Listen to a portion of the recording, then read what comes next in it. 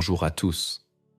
Avez-vous déjà entendu parler d'un lieu qui a existé, que des centaines de personnes ont vu, mais dont le monde a collectivement décidé d'oublier l'existence?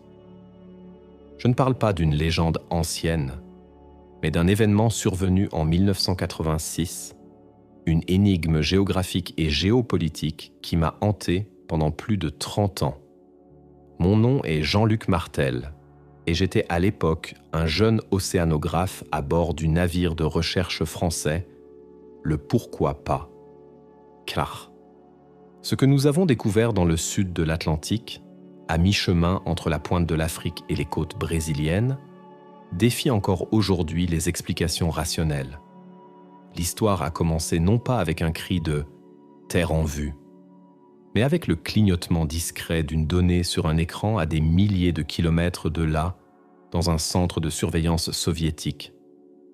Le 12 avril 1986, un satellite Cosmos a détecté une anomalie thermique persistante au-dessus d'une zone de l'océan connue pour sa vacuité.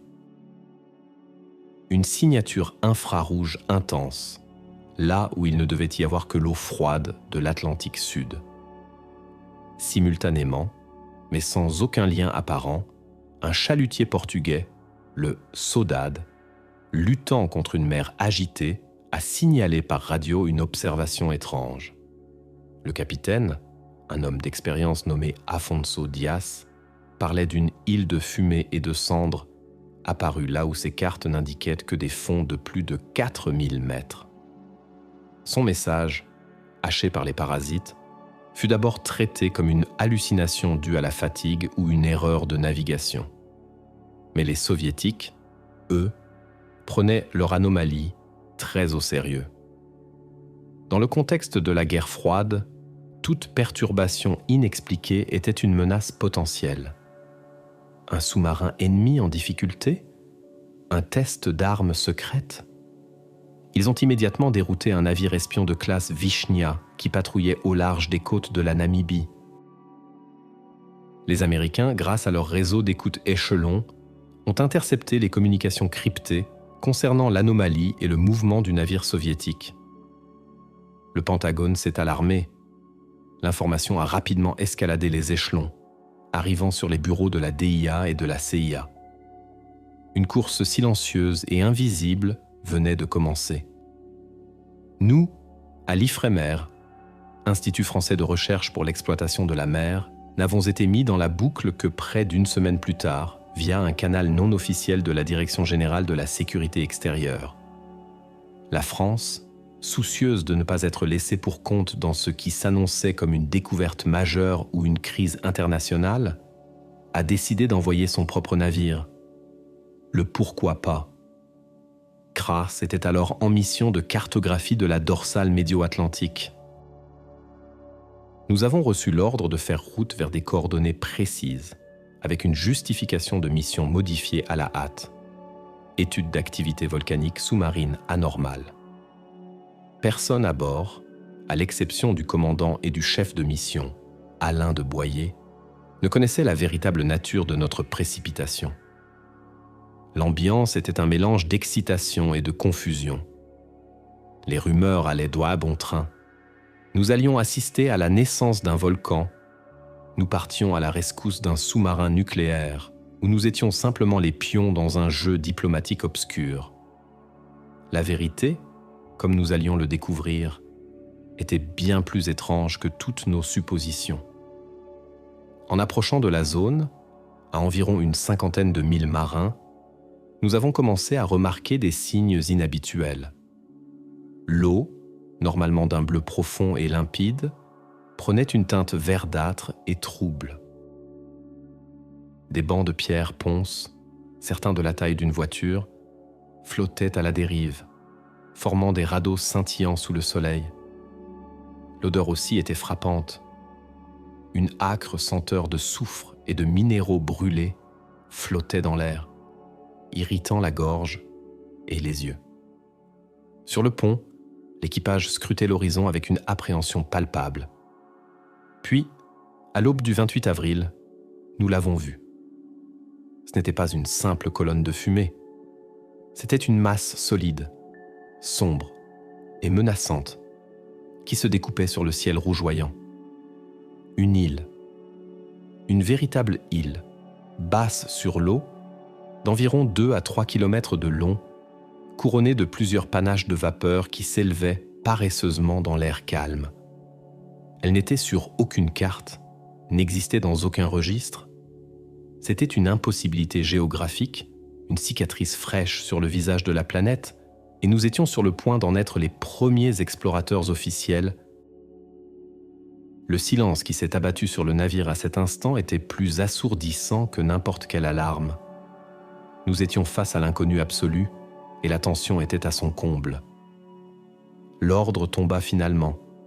Préparer une équipe de débarquement. J'ai été désigné, avec Hélène Rousseau, notre géologue en chef, et 2 marins expérimentés. L'idée de poser le pied sur une terre vierge, une terre née de la veille, était à la fois terrifiante et exaltante. Nous ne savions pas que d'autres yeux nous observaient déjà depuis l'horizon, des yeux américains et soviétiques, chacun se demandant ce que cette nouvelle pièce sur l'échiquier mondial signifiait. La course n'était plus silencieuse. Elle allait se jouer sur ce bout de cailloux fumant, au milieu de nulle part. La compétition pour comprendre et revendiquer ce qui fut baptisé provisoirement Anomalie Z28 et que le capitaine portugais avait poétiquement nommé Ilha das Cinzas, l'île des cendres, était officiellement lancée.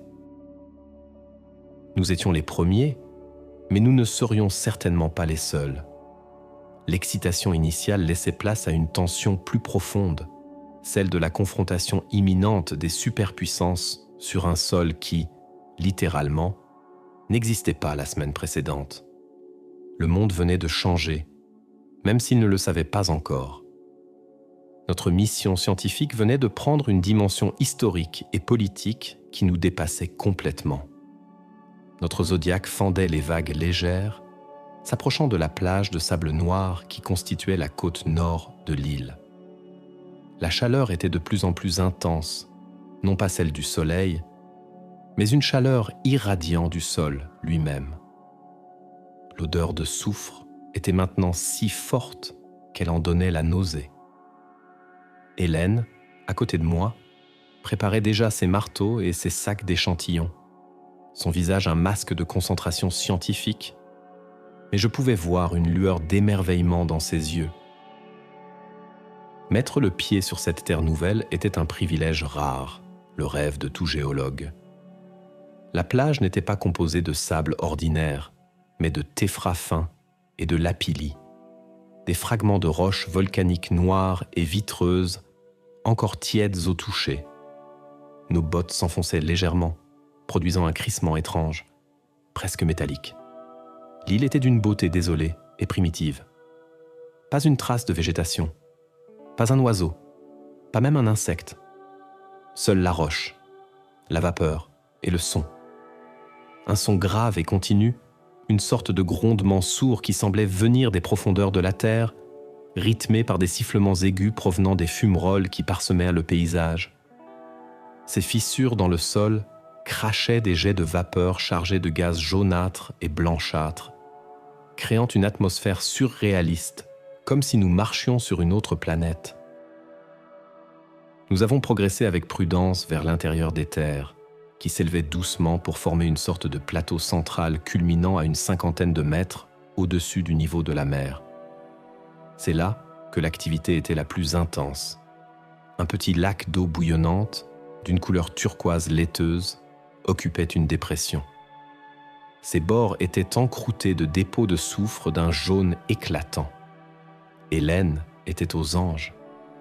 Elle prélevait des échantillons de roches, de cendres, d'eau, mesurait les températures, notait la composition des gaz avec un spectromètre portable. Pendant ce temps, depuis le pourquoi pas 4A, nos collègues effectuaient des relevés bathymétriques. Le sondeur multifaisceau dessinait une image du fond marin autour de l'île, et c'est là que la première véritable énigme est apparue. Normalement, une nouvelle île volcanique est le sommet émergé d'un énorme volcan sous-marin, un cône qui s'élève sur des milliers de mètres depuis le plancher océanique. Or, les données du sonar montraient quelque chose de différent. Certes, il y avait bien un léger dôme sur le fond marin directement sous l'île, une boursouflure de quelques centaines de mètres de haut tout au plus, mais rien qui ne puisse justifier la masse de l'île elle-même. C'était comme si l'île flottait ou reposait sur une base bien plus petite qu'elle ne l'aurait dû. Alain de Boyer nous a contactés par radio. Jean-Luc, Hélène, nous avons des données sonars, étranges. La base de l'île ne correspond pas à sa taille apparente. C'est comme si elle n'était pas complètement ancrée. Soyez extrêmement prudents. Cette nouvelle jeta un froid sur notre excitation. L'idée d'être sur une masse instable, au milieu de l'océan, était profondément dérangeante. Hélène fronça les sourcils, examinant un morceau de roche noire et poreuse dans sa main. « C'est possible, » dit-elle, plus pour elle-même que pour moi. Si la densité de la roche est exceptionnellement faible, un conglomérat de scories et de pierres ponce très aéré. Mais à cette échelle, c'est du jamais vu. Nous avons continué notre exploration, collectant autant de données que possible. Nous avons installé une balise sismique et une station météorologique autonome. Chaque découverte soulevait plus de questions qu'elle n'apportait de réponses. La composition chimique des roches était elle aussi inhabituelle. En plus des basaltes classiques, Hélène a identifié des inclusions de minéraux qui n'avaient rien à faire là, des sulfures métalliques complexes, des traces de métaux rares qui suggéraient une origine mantélique extrêmement profonde, bien plus profonde que celle des volcans de la dorsale. Au crépuscule, alors que nous nous préparions à retourner au navire, nous avons aperçu 2 silhouettes à l'horizon. 2 navires de guerre, l'un arborant la bannière étoilée, l'autre le marteau et la faucille. Ils maintenaient une distance respectueuse, à la fois de nous et l'un de l'autre, mais leur présence était une déclaration sans équivoque. L'île des Cendres était désormais un point chaud géopolitique. Les jours suivants se sont transformés en une routine tendue. Chaque matin, nous retournions sur l'île, tandis que le navire américain, l'USS McCloy, et le navire soviétique, le Kildin, nous observaient. Ils ne tentaient pas de débarquer, mais leurs hélicoptères effectuaient des vols de reconnaissance à la limite de notre zone d'exclusion autodéclarée de 12 000 marins. Des messages radio, froids et formels, ont échangés entre les commandants. La France, en tant que première nation sur les lieux avec une mission scientifique, revendiquait la primauté de la recherche. Mais nous savions tous que ce statu quo était fragile. Les analyses à bord du « pourquoi pas » Kir confirmaient les étrangetés. La datation radiométrique des échantillons de roches donnait des résultats aberrants. Certains éléments semblaient incroyablement jeunes, quelques jours à peine, comme attendu. Mais d'autres, intimement mêlés aux premiers, donnaient des âges de plusieurs millions d'années, voire plus. C'était géologiquement incohérent. C'était comme trouver un os de dinosaure à l'intérieur d'un pain fraîchement cuit. Hélène passait ses nuits penchée sur son microscope et ses chromatographes, de plus en plus perplexe et frustrée. « Ça n'a aucun sens, Jean-Luc », me répétait-elle. « Les signatures isotopiques sont un cauchemar. C'est un mélange impossible. Soit nos instruments sont tous déréglés, soit cette île n'obéit pas aux lois de la géologie que nous connaissons. » Pendant ce temps, je me concentrais sur les données physiques. Le champ magnétique local était également anormal. Il n'était pas stable, mais fluctuait selon un cycle lent et complexe.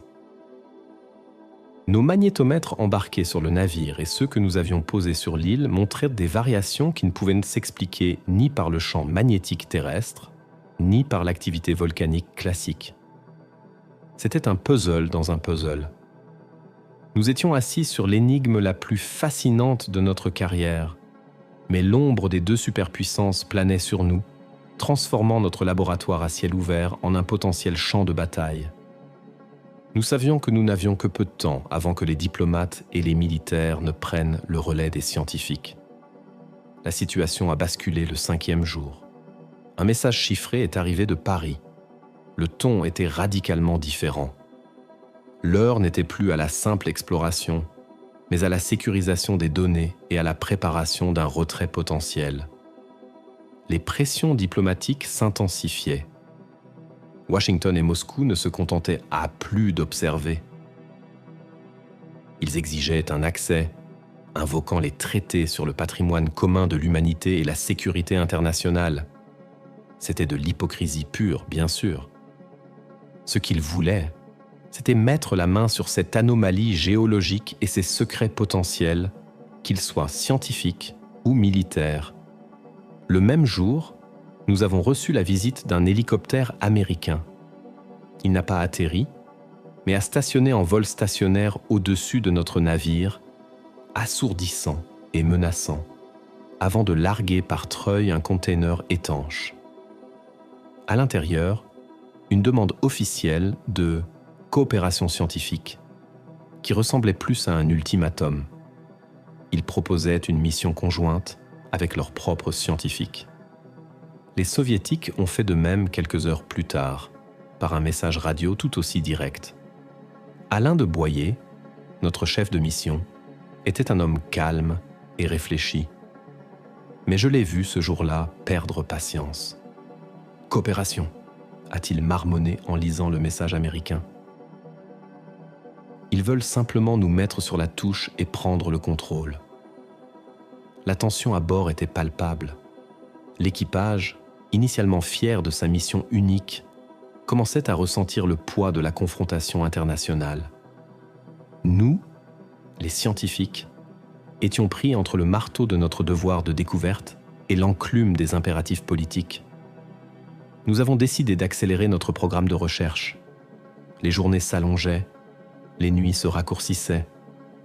Nous avons multiplié les sorties sur l'île, cartographiant chaque fumerole, chaque fissure, prélevant des carottes de sédiments dans le petit lac central.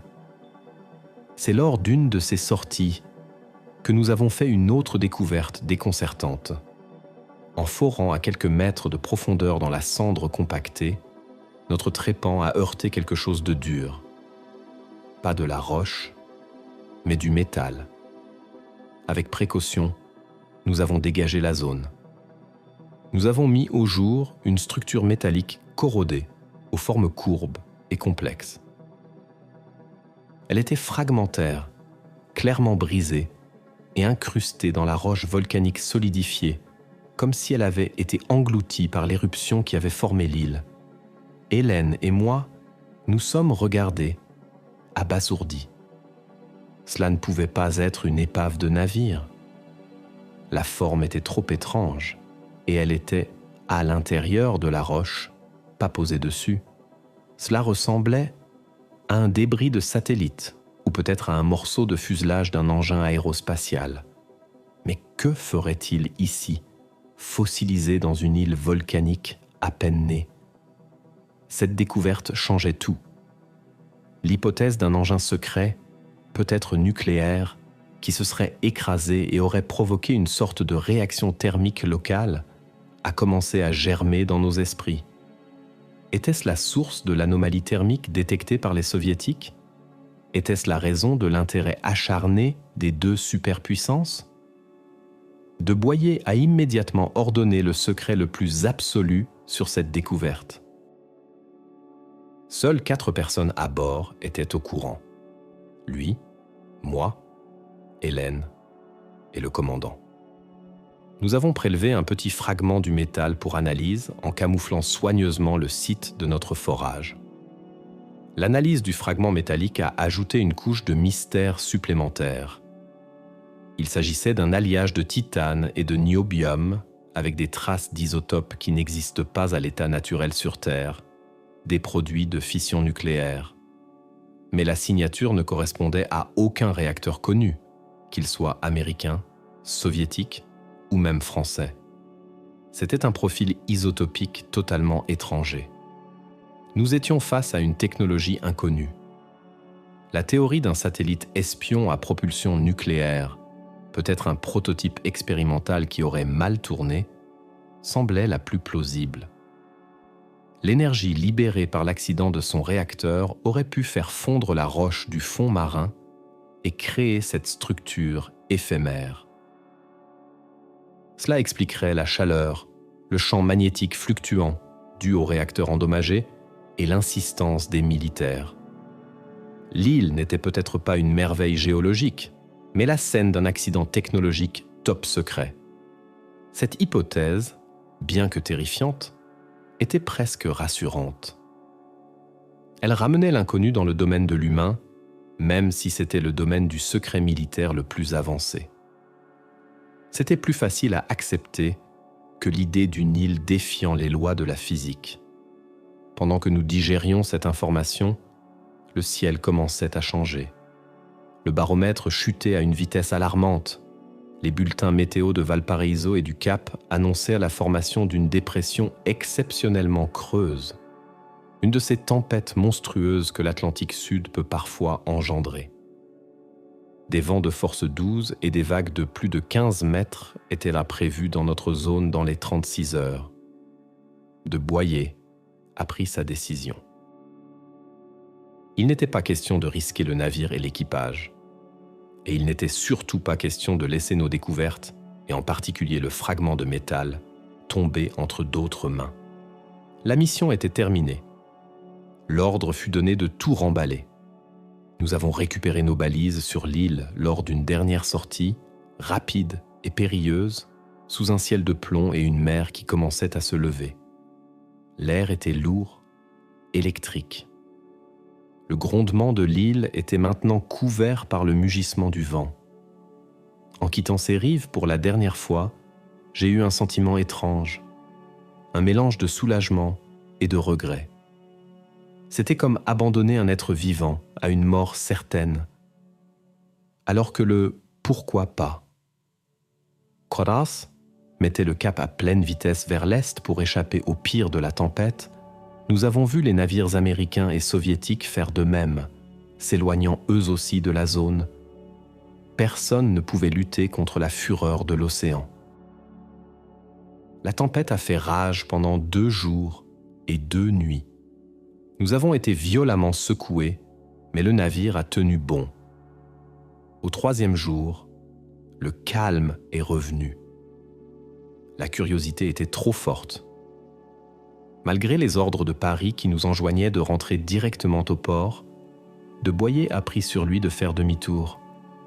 Nous devions savoir, nous devions voir ce qu'il était advenu de notre île. Le retour vers les coordonnées de l'île s'est fait dans un silence quasi religieux. L'océan était d'un calme plat, comme épuisé par sa propre fureur. Le ciel était d'une clarté cristalline. À mesure que nous approchions du point fatidique, l'excitation anxieuse montait. Allions-nous la trouver réduite, érodée, battue par les vagues? Allions-nous assister à ces derniers soubresauts, ces fumerolles luttant contre l'eau de mer qui l'envahissait? Le navigateur annonça « Nous sommes sur la position, commandant. » Nous étions tous sur le pont, scrutant l'horizon. Et il n'y avait rien, absolument rien. Juste l'immensité bleue de l'océan, s'étendant à l'infini dans toutes les directions. Pas de fumée, pas de rochers affleurants, pas même les bancs de pierre ponce que nous avions vus à notre arrivée. Tout avait disparu. De Boyer a ordonné une vérification de la position. Les systèmes de navigation par satellite confirmèrent « Nous étions exactement là où l'île des Cendres se dressait quelques jours plus tôt. » Une incrédulité totale s'est emparée de l'équipage. Certains murmuraient que nous avions dû dériver, que nos instruments se trompaient. Mais au fond, nous savions. Elle n'était plus là. L'ordre fut immédiatement donné d'activer le sondeur multifaisceau. Si l'île avait simplement été submergée par la tempête, son cône volcanique, sa masse principale, devait encore être là, à quelques mètres ou dizaines de mètres sous la surface. Le sonar a commencé à balayer le fond marin, dessinant sur nos écrans une image en temps réel de la topographie sous-marine. Et l'anomalie que nous attendions n'est jamais apparue. L'écran affichait un plancher océanique plat et sans histoire, exactement comme il aurait dû l'être selon les anciennes cartes. Le léger dôme que nous avions détecté sous l'île avait lui aussi disparu. Il n'y avait aucune trace d'un volcan récent, aucune caldeira, aucun champ de débris, rien. Le fond de l'océan était tel qu'il avait été depuis des millénaires. C'était impossible. Une île de plusieurs kilomètres carrés, une masse de millions de tonnes de roches, ne pouvait pas simplement s'évanouir sans laisser la moindre trace. L'érosion par une tempête, aussi violente soit-elle, aurait laissé un mont sous-marin et des débris sur des centaines de kilomètres carrés. Un effondrement dans une chambre magmatique vide aurait créé une caldeira visible au sonar. Rien de tout cela. C'était comme si l'île n'avait jamais existé. Comme si nous avions été les victimes d'une hallucination collective extraordinairement détaillée. Mais nous avions les photos, les vidéos, les relevés sismiques et magnétiques. Et surtout, nous avions les échantillons. Des kilos de roches, de cendres, et ce fragment de métal énigmatique, bien réel, stocké dans nos laboratoires. Ils étaient là qu'à la preuve tangible que notre expérience n'était pas un rêve. Hélène était blême. Elle fixait les écrans de contrôle du sonar, secouant la tête. Ce n'est pas possible, Jean-Luc. La masse. Où est passée la masse ?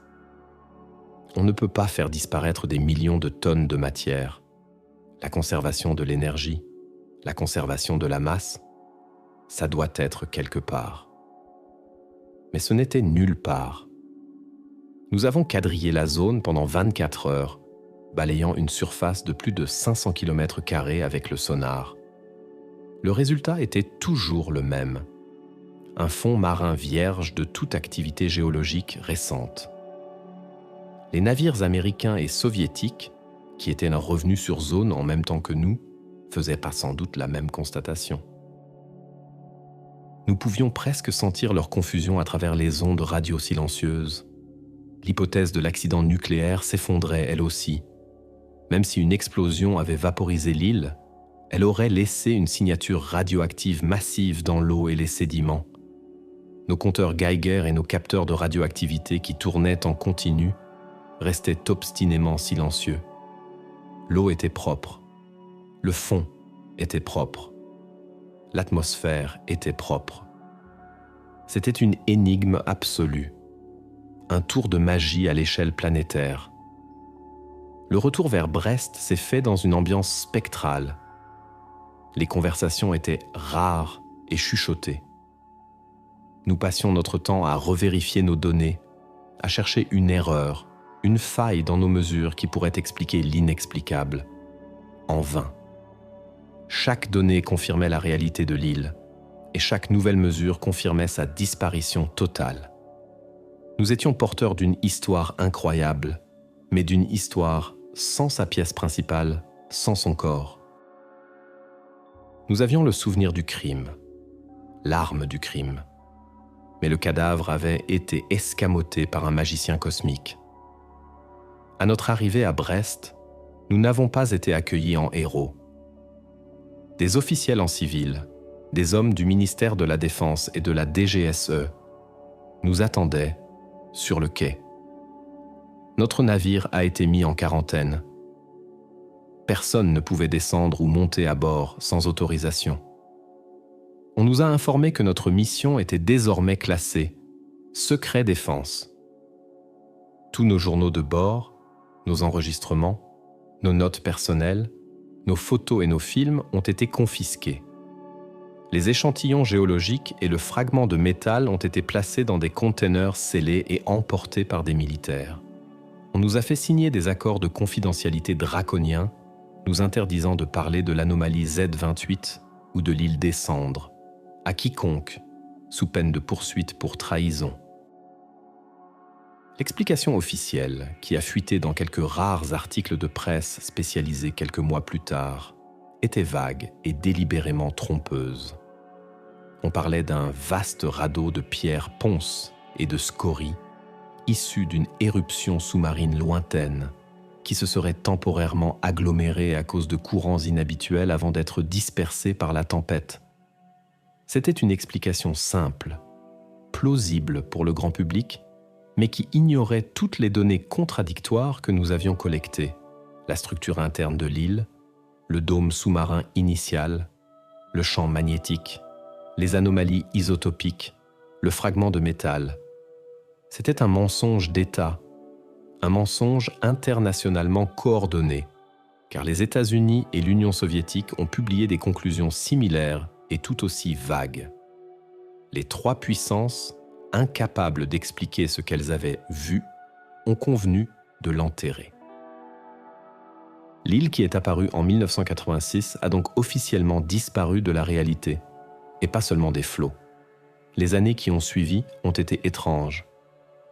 L'équipe du « Pourquoi pas » 4 a été discrètement démantelée. Hélène a été mutée à un poste administratif à Paris, loin des missions en mer qu'elle aimait tant. D'autres ont été affectés à des projets sans grand intérêt, aux quatre coins du globe. C'était une manière efficace de nous isoler les uns des autres, d'empêcher que les conversations ne ravivent les souvenirs. J'ai eu la chance, ou la malchance, d'être assigné à un laboratoire conjoint de l'IFREMER et du commissariat à l'énergie atomique. Mon travail officiel était d'étudier les signatures isotopiques des nodules polymétalliques. Mon travail officieux, que je menais dans le secret le plus total avec une poignée de personnes triées sur le volet, était de continuer à analyser les données de l'île des Cendres. Pendant près d'une décennie, nous avons retourné le problème dans tous les sens. Nous avons construit des modèles informatiques, élaboré des théories, mais nous nous heurtions toujours au même mur, la disparition. Nous pouvions, à la rigueur, formuler des hypothèses exotiques pour l'apparition de l'île. L'une des théories les plus poussées, que nous appelions l'hypothèse de la bulle métastable, postulait qu'une poche de gaz et de matériaux du manteau supérieur, d'une composition chimique unique, aurait pu remonter à la surface, se solidifier rapidement au contact de l'eau, formant une structure aérée mais solide, une sorte de mousse de roche. Le fragment de métal aurait été un catalyseur ou simplement un débris accidentellement piégé dans cette remontée. C'était une théorie qui violait plusieurs principes de la pétrologie, mais elle avait le mérite d'essayer d'expliquer la faible densité et la composition étrange. Cependant, même cette théorie ne pouvait expliquer la disparition sans laisser de traces. Une telle structure, en se dégradant, aurait dû se désagréger, polluer l'océan de ses composants, laisser un reliquat au fond. Elle n'aurait pas pu se sublimer. C'est le mot que l'un de mes collègues, un physicien théoricien un peu fantasque, avait utilisé un jour. C'est comme si l'île s'était sublimée, passant de l'état solide à l'état d'information. Il plaisantait à moitié, mais son mot a fait écho en moi. C'était l'impression que nous avions tous eue. Une disparition trop nette, trop parfaite. Le fragment de métal a été notre principal centre d'intérêt. Nous l'avons soumis à toutes les analyses non destructives possibles. Sa structure cristalline était incroyablement complexe. Les isotopes qu'il contenait, en particulier certaines variantes du xénon et du krypton, suggéraient un processus de fission qui ne correspondait à aucun modèle de réacteur civil ou militaire. Un jour, en 1992, j'ai eu accès à une note de service de la CIA, déclassifiée par erreur, puis reclassifiée en urgence, mais que notre service de renseignement avait eu le temps de copier. La note, datée de mai 1986, spéculait sur l'origine de l'anomalie. Les Américains, après avoir analysé leurs propres données, probablement issues de leurs vols d'hélicoptères et de leurs capteurs à distance, écartèrent l'hypothèse d'un engin soviétique. Ils penchaient pour quelque chose d'autre.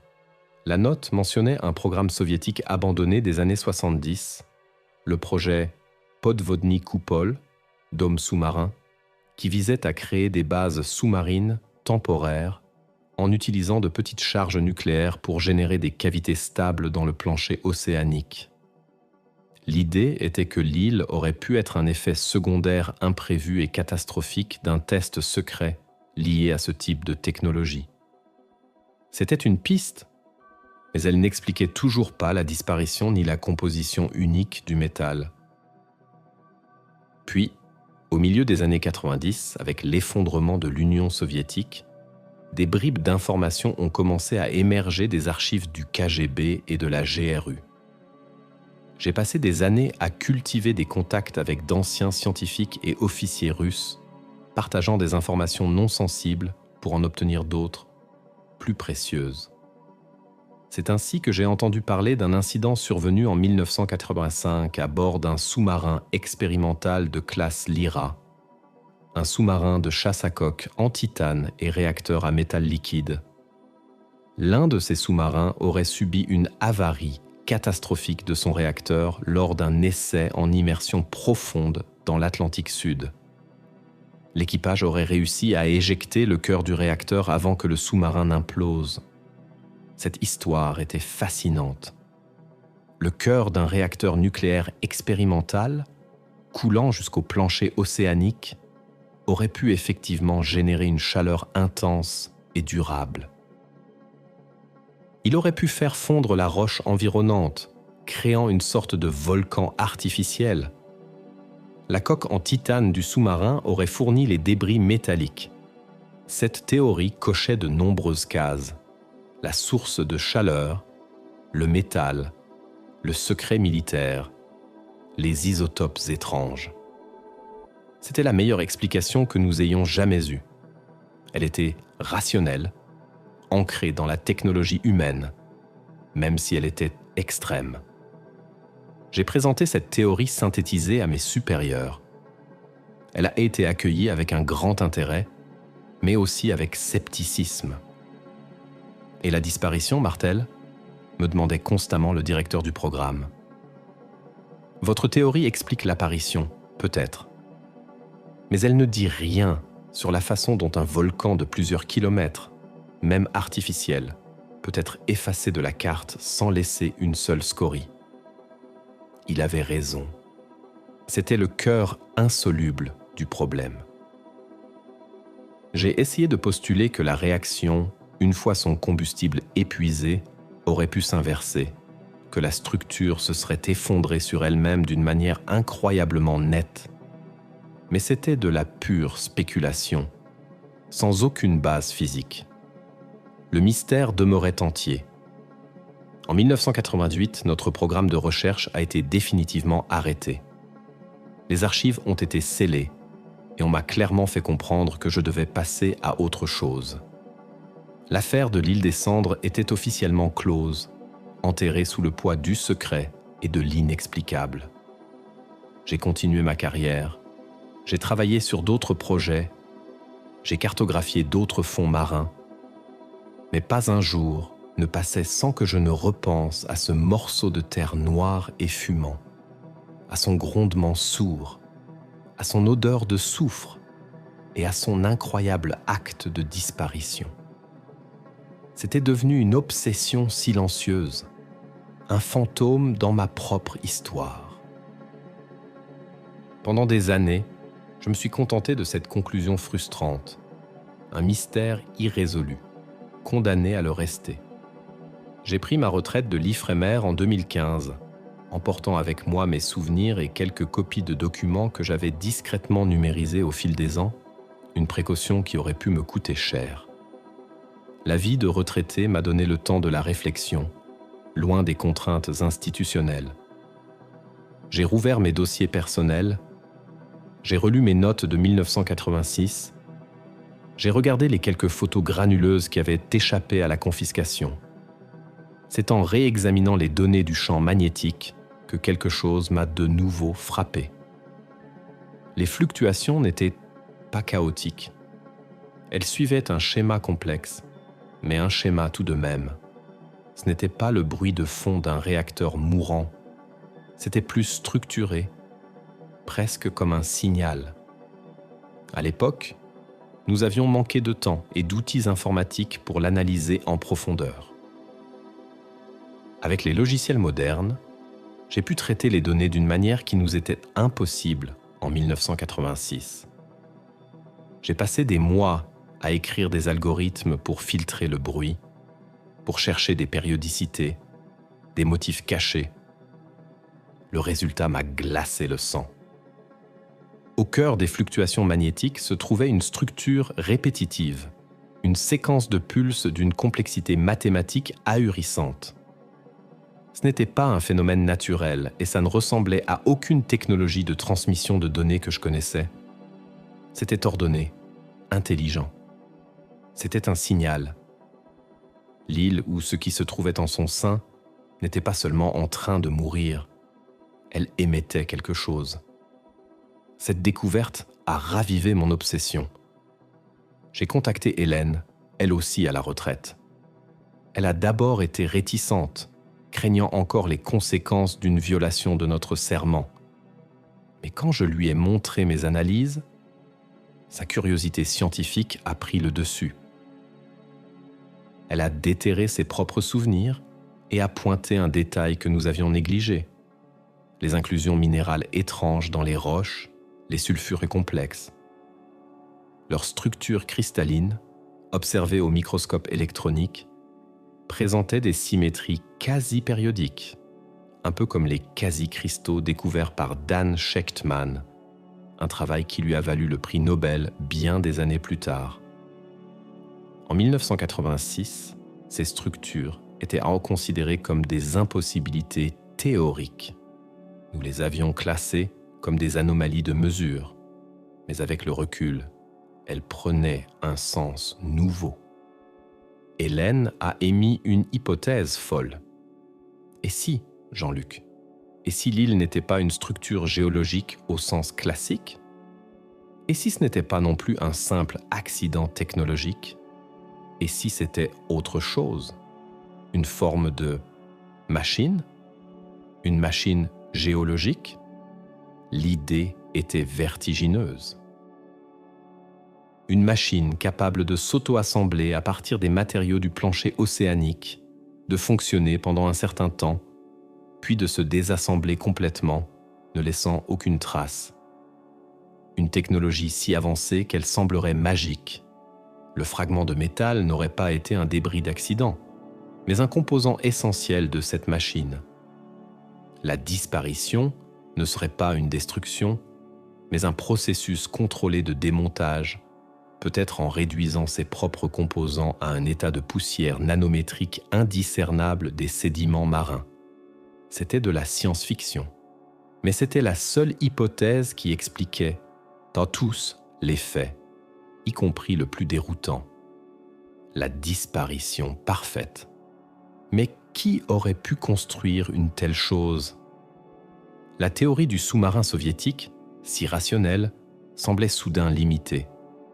Elle expliquait l'apparition, mais pas l'étrangeté fondamentale de l'objet, ni sa fin. Poussé par cette nouvelle perspective, j'ai utilisé une partie de mes économies pour engager discrètement un contact à Moscou, un ancien archiviste de la marine russe. Je lui ai demandé de chercher non pas des accidents de sous-marins, mais des rapports sur des phénomènes sous-marins inexpliqués dans la même période. Des choses si étranges qu'elles avaient été classées et oubliées. Plusieurs mois plus tard, j'ai reçu un paquet. Il contenait la transcription d'un interrogatoire d'un officier sonar du sous-marin soviétique, K-219, qui avait subi un accident célèbre dans l'Atlantique en octobre 1986, quelques mois après l'affaire de notre île. L'officier, dans un rapport qui avait été écarté comme étant le fruit du stress post-traumatique, décrivait avoir détecté, juste avant l'explosion de son propre missile, une anomalie acoustique non identifiée.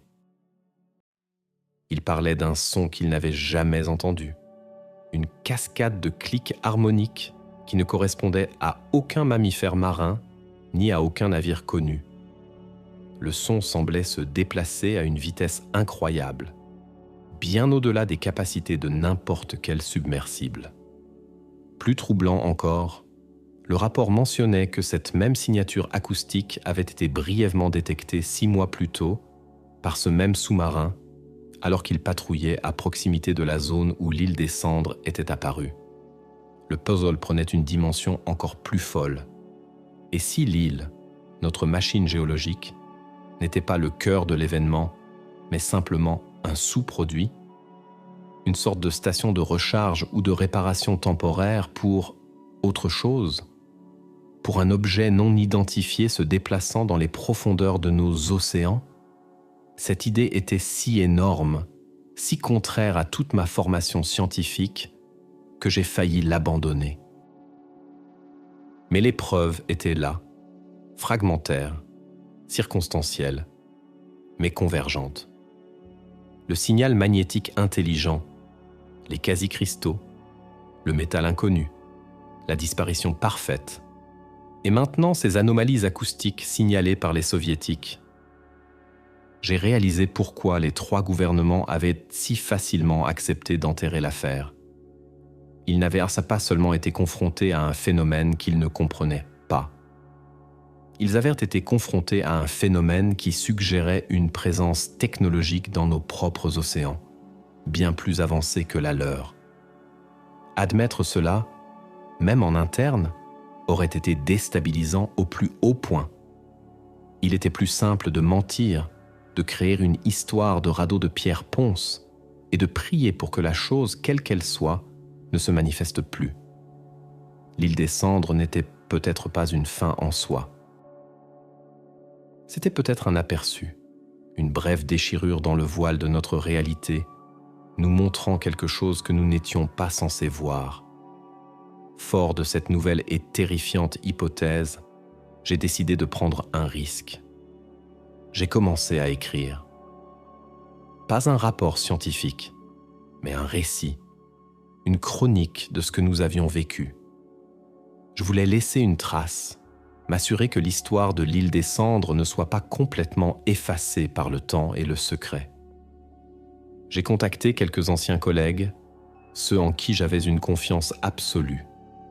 Certains ont refusé de me parler, craignant encore les représailles. D'autres, comme Hélène, ont apporté leur soutien moral et ont partagé leurs propres souvenirs, confirmant des détails que ma mémoire avait peut-être altérés.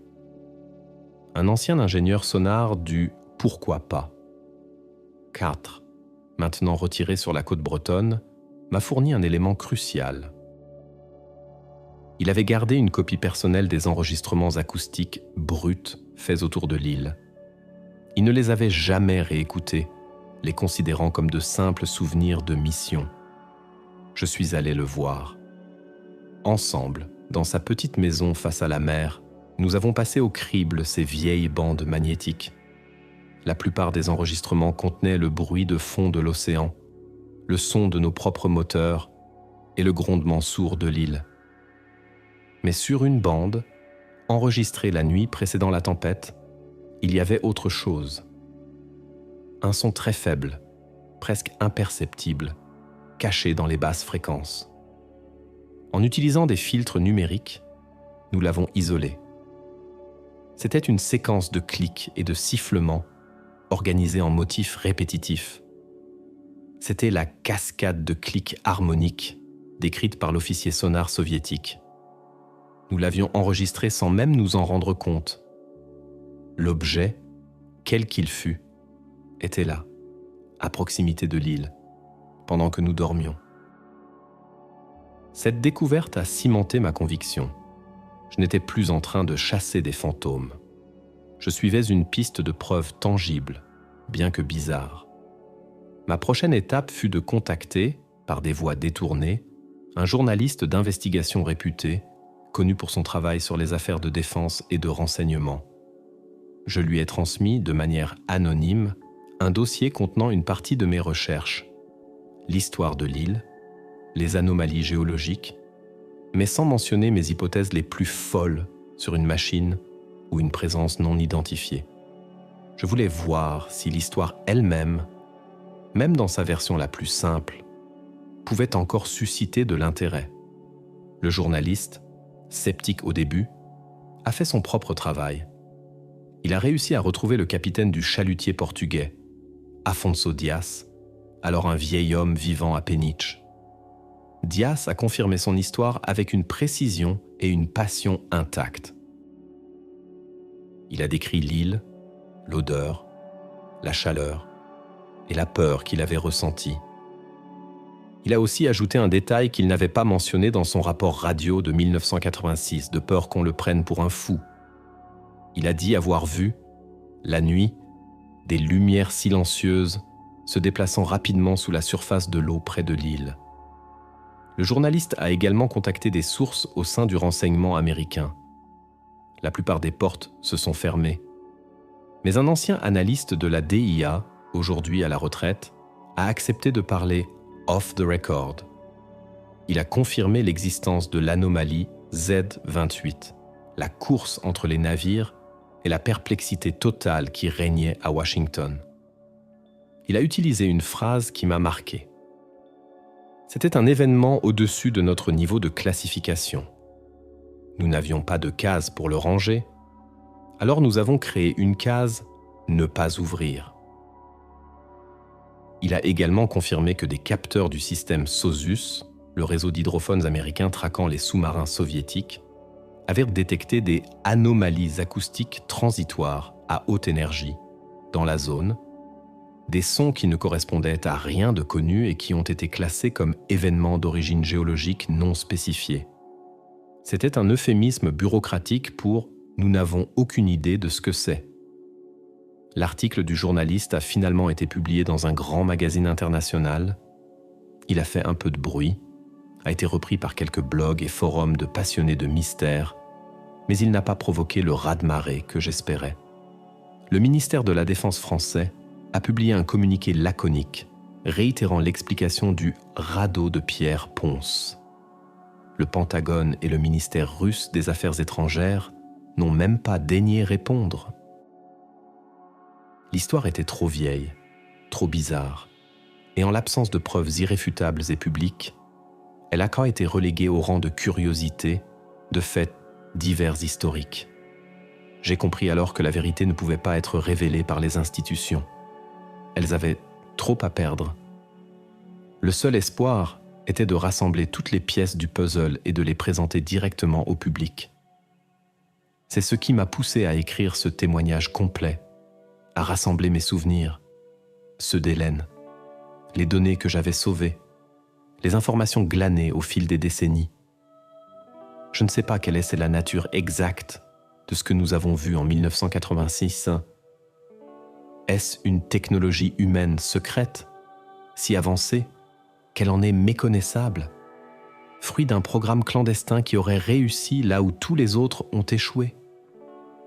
Est-ce la manifestation d'un phénomène naturel encore inconnu, une sorte de processus géophysique qui ne se produit qu'une fois par millénaire dans des conditions très spécifiques?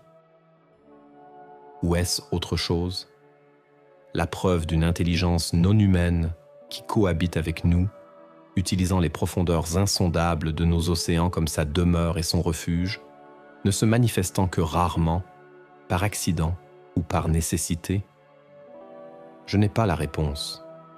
Tout ce que je sais, c'est que nous avons posé le pied sur une terre qui ne devrait pas exister. Nous avons analysé des roches qui défiaient la géologie. Nous avons touché un métal qui n'aurait pas dû être là. Et puis, nous avons vu cette terre se volatiliser comme si elle n'avait été qu'un mirage. Mais c'était un mirage tangible, un mirage qui laissait des preuves. Ces preuves, je les ai conservées. Le fragment de métal est dans un coffre de banque. Les données sont sur des disques durs cryptés. Elles existent. Aujourd'hui, Je suis un vieil homme. La plupart des témoins de l'affaire de 1986 sont décédés ou ont sombré dans l'oubli. Alain de Boyer est mort d'une crise cardiaque en 2002, emportant ses secrets avec lui. Hélène vit paisiblement en Provence, mais elle refuse de discuter publiquement de l'île, préférant laisser le passé tranquille. Je suis l'un des derniers gardiens de cette mémoire. Parfois, je regarde une carte de l'Atlantique Sud et mon doigt se pose sur ce point vide, à mi-chemin entre les continents. Je revois le sable noir, la vapeur soufrée, le ciel de plomb. Je ressens encore cette excitation mêlée de peur. L'île des Cendres n'était pas seulement un lieu. C'était un événement qui a redéfini les limites de mon monde, de ma science, de ma compréhension de la réalité. Elle m'a appris que malgré tous nos satellites, nos sonars et notre savoir accumulé, l'océan reste le plus grand des mystères. Nous cartographions sa surface et grattons son plancher, mais nous ignorons presque tout de ce qui se passe dans ses profondeurs abyssales. Il y a assez d'espace dans ces fosses pour cacher des empires, assez de pression pour forger des impossibilités. Que s'est-il réellement passé en avril 1986 ? Voici ma synthèse finale, ma conviction intime, construite sur 30 années de recherche et de réflexion. Je ne crois pas à un simple phénomène volcanique. Les données l'excluent. Je ne crois pas non plus à un simple radeau de pierre ponce. C'était une excuse trop commode. Je crois que nous avons été les témoins d'une manifestation technologique. La théorie du sous-marin soviétique accidenté reste une possibilité, mais elle est incomplète. Elle n'explique ni la complexité du signal magnétique, ni la perfection de la disparition. Elle est, à mon sens, une couverture plausible pour une vérité encore plus étrange. Mon hypothèse la plus audacieuse, celle que je n'ose confier qu'à ce texte, est la suivante. Nous avons assisté à l'opération d'un système autonome, non humain.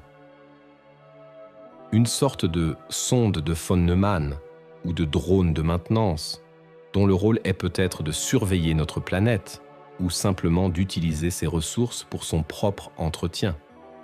L'île aurait été sa base d'opération temporaire, une structure imprimée en 3D à partir de la matière du fond marin grâce à un processus énergétique que nous ne comprenons pas.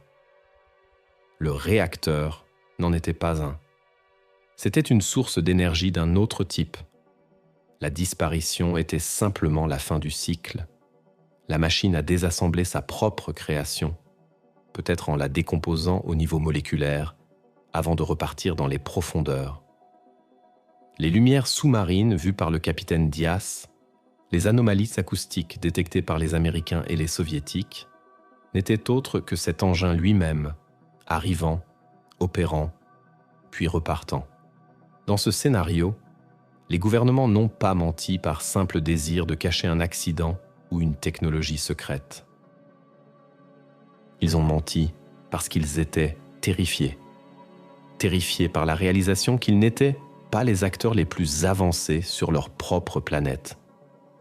La guerre froide, avec ses sous-marins nucléaires et ses satellites espions, semblait soudain un jeu d'enfant face à une telle réalité. Le silence et le déni étaient la seule réponse possible pour éviter une panique mondiale et un effondrement de leur propre autorité. Cette idée peut sembler folle, et je suis le premier à en reconnaître le caractère extraordinaire. Mais comme le dit le vieil adage, une fois que vous avez éliminé l'impossible, ce qui reste, aussi improbable soit-il, doit être la vérité. Et dans le cas de l'île des Cendres, toutes les explications possibles et rationnelles ont été éliminées une par les données que nous avons nous-mêmes collectées. Il ne reste que l'improbable. J'ai décidé de rendre cette histoire publique maintenant, car je crois que le secret n'a que trop duré. Le monde de 1986 n'est plus celui d'aujourd'hui. Peut-être sommes-nous maintenant plus à même de faire face à des vérités dérangeantes. Peut-être que la publication de ce récit incitera d'autres personnes, d'anciens militaires, d'anciens analystes du renseignement américain ou russe, à sortir de l'ombre et à partager ce qu'ils savent. Peut-être que quelque part, dans des archives poussiéreuses à Fort Meade ou à Moscou, se trouvent les pièces manquantes de ce puzzle. Mon but n'est pas de convaincre tout le monde. Mon but est de planter une graine. La graine du doute face aux certitudes officielles. La graine de la curiosité face à l'inconnu. L'île des Cendres a existé. Je l'ai foulée de mes pieds. Sa réalité est gravée dans ma mémoire et dans les données que j'ai sauvées. Elle a disparu sans laisser de traces physiques, mais elle a laissé une trace indélébile dans l'histoire secrète de notre temps. Elle nous a posé une question fondamentale. Sommes-nous vraiment seuls, non pas dans l'univers, mais ici même, dans les profondeurs de notre propre monde? La réponse, je crois, se trouve quelque part dans le silence abyssal de l'Atlantique Sud, là où une île est née puis s'est évanouie, comme un souffle dans le grand vide de l'océan. C'est un héritage de mystère, et il est temps de le partager. L'histoire est désormais entre vos mains. Le legs de l'île des Cendres est double. Il y a d'abord le souvenir personnel, la marque indélébile qu'un tel événement laisse sur une vie. Pour moi, ce fut la fin de l'innocence scientifique. J'ai commencé cette mission en jeune homme, croyant que la science pouvait tout expliquer, pourvu qu'on lui donne assez de temps et de données. Je l'ai terminé en homme confronté aux limites de notre compréhension, face à un phénomène qui semblait opérer selon des règles qui nous étaient étrangères. Cette humilité forcée a guidé le reste de ma carrière. J'ai appris à écouter les données impossibles, à prêter attention aux anomalies que l'on a tendance à écarter. Car c'est souvent dans ces anomalies que se cachent les plus grandes découvertes. Mais il y a un second legs, plus large et plus troublant. La prise de conscience que notre surveillance de la planète, si sophistiquée soit-elle, est pleine de trous. En 1986, 3 des nations les plus puissantes du monde, avec tout leur arsenal technologique, ont été les témoins passifs d'un événement majeur qu'elles ont été incapables de prévoir, de comprendre et finalement d'expliquer. Elles n'ont pu que constater, observer de loin et finalement se mettre d'accord pour effacer l'événement des registres publics. Cela pose une question fondamentale. Combien d'autres îles des Cendres y a-t-il eu? Combien d'événements anormaux, de phénomènes inexpliqués, ont été détectés par des capteurs militaires ou scientifiques, puis rapidement classifiés et enterrés parce qu'ils ne correspondaient à aucun modèle connu? Combien de rapports d'officiers sonars, de pilotes, de capitaines de navires ont été rejetés comme des hallucinations ou des erreurs de mesure? En plongeant dans cette affaire pendant des décennies, j'ai découvert les traces d'autres événements de ce type. Des bloops, acoustiques inexpliquées dans le Pacifique, des anomalies thermiques transitoires au-dessus des fosses océaniques, des observations de véhicules sous-marins rapides par des submersibles militaires. Chaque histoire est isolée, souvent anecdotique, mais lorsqu'on les assemble, un motif commence à émerger. Le motif d'une présence discrète mais persistante dans les environnements les plus inaccessibles de notre planète. Je me suis souvent demandé ce qui se serait passé si la tempête n'avait pas eu lieu. Si nous étions restés sur place, avec les Américains et les Soviétiques, la situation aurait-elle dégénéré en conflit ouvert? Aurions-nous fini par mener une exploration conjointe, mettant en commun nos ressources pour percer le mystère? Ou la chose qui avait créé l'île aurait-elle fini par se révéler, nous forçant à une confrontation d'un tout autre ordre? La tempête a été, d'une certaine manière, une porte de sortie providentielle pour tout le monde. Elle a fourni une explication naturelle, bien que faible, à la disparition de l'île. Elle a permis aux puissances de se retirer sans perdre la face, sans avoir à admettre leur impuissance et leur ignorance. Elle a permis aux secrets de recouvrir l'énigme. Après la publication de l'article du journaliste, j'ai reçu une visite. 2 hommes en costume sombre, se présentant comme des agents de la Direction générale de la sécurité intérieure. La conversation fut courtoise, mais le message était clair. Ils savaient que j'étais la source du journaliste. Ils m'ont rappelé mes obligations de confidentialité, l'accord que j'avais signé en 1986. Ils n'ont proféré aucune menace directe, mais ils m'ont fait comprendre que toute nouvelle divulgation aurait des conséquences administratives et légales. Ils étaient particulièrement intéressés par ce que j'avais pu conserver comme échantillon ou données brutes. J'ai nié, bien sûr. J'ai joué le rôle du vieil homme qui ne se fiait qu'à sa mémoire. Je ne sais pas s'ils m'ont cru. Mais leur visite a confirmé une chose. Même après toutes ces années, l'affaire était encore considérée comme sensible. Le secret était toujours gardé. Pourquoi ? Si c'était un simple accident soviétique, la vérité aurait pu être révélée après la fin de la guerre froide. Si c'était un phénomène naturel bizarre, il n'y aurait aucune raison de le cacher avec une telle obstination. La persistance du secret est, pour moi, la preuve la plus forte que la vérité est bien plus étrange et dérangeante que n'importe quelle explication conventionnelle. Ma dernière tentative pour trouver des réponses m'a mené vers une direction inattendue. En étudiant les anciens mythes et légendes maritimes, je suis tombé sur des récits d'îles fantômes, des îles qui apparaissent et disparaissent. La plus célèbre est celle de Saint Brendan, mais il y en a d'autres dans toutes les cultures maritimes.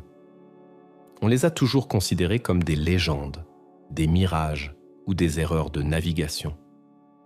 Mais si certaines de ces histoires étaient les récits déformés par le temps et la superstition, d'événements similaires à celui de l'île des Cendres, si ces îles étaient que les manifestations périodiques de cette même technologie ou de ce même phénomène, observé par des marins d'un autre temps avec les outils de leur époque, c'est une pensée vertigineuse.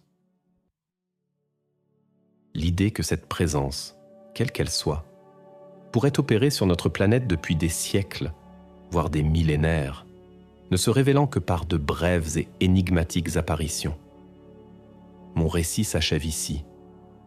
Je n'ai plus de révélations à faire, seulement des questions alléguées. Je laisse ce témoignage comme une bouteille à la mer, espérant qu'il atteindra des esprits curieux et courageux, des gens qui ne se satisfont pas des réponses faciles. L'île des Cendres nous a montré que la réalité est peut-être plus vaste et plus complexe que nous l'imaginons. Elle nous a rappelé que les plus grandes découvertes ne se font pas en confirmant ce que nous savons déjà, mais en explorant ce que nous croyons impossible. Quelque part, les réponses attendent. Peut-être dans des archives encore scellées, peut-être dans l'analyse future de données anciennes, ou peut-être dans les profondeurs silencieuses de l'océan, attendant la prochaine fois où les conditions seront réunies pour qu'une île apparaisse, puis disparaisse sans laisser de traces. Ce témoignage, je l'ai écrit sur plusieurs années, en compilant mes souvenirs, mes notes et les fragments d'informations que j'ai pu glaner. Mon intention première était de créer un dossier complet, une archive privée, pour que la vérité, telle que je l'avais vécue, ne se perde pas. Mais en vieillissant, l'idée de garder cela pour moi est devenue de plus en plus intolérable. Un secret de cette magnitude ne m'appartient pas. Il appartient à l'histoire. Il appartient à quiconque est prêt à regarder au-delà du voile des certitudes. La décision de le publier, même de manière anonyme ou posthume, s'est imposée comme une nécessité morale. Je dois cette vérité à la mémoire d'Alain de Boyer, qui a porté le poids du commandement et du secret. Je la dois à Hélène Rousseau, dont la rigueur scientifique a été confrontée à l'impensable. Je la dois à chaque membre de l'équipage du pourquoi pas, Karhak, qui a participé sans le savoir à l'un des événements les plus étranges du XXe siècle. Et je la dois à moi-même, pour donner un sens à cette obsession qui m'a accompagné toute ma vie d'adulte. En relisant ces pages, je suis conscient que mon récit peut paraître incroyable. Il mêle géopolitique de la guerre froide, anomalies scientifiques et spéculations qui frôlent la science-fiction. Certains lecteurs y verront peut-être la divagation d'un vieil homme, un esprit qui tente de donner une dimension extraordinaire à un souvenir confus. Je comprends ce scepticisme. Je l'aurais partagé si je n'avais pas été là-bas. Mais chaque mot que j'ai écrit est le reflet fidèle de mon expérience et de mes conclusions. Les données existent. Le fragment de métal est réel. La disparition de l'île est un fait, attesté par 3 nations. Le cœur de l'énigme n'est pas une invention.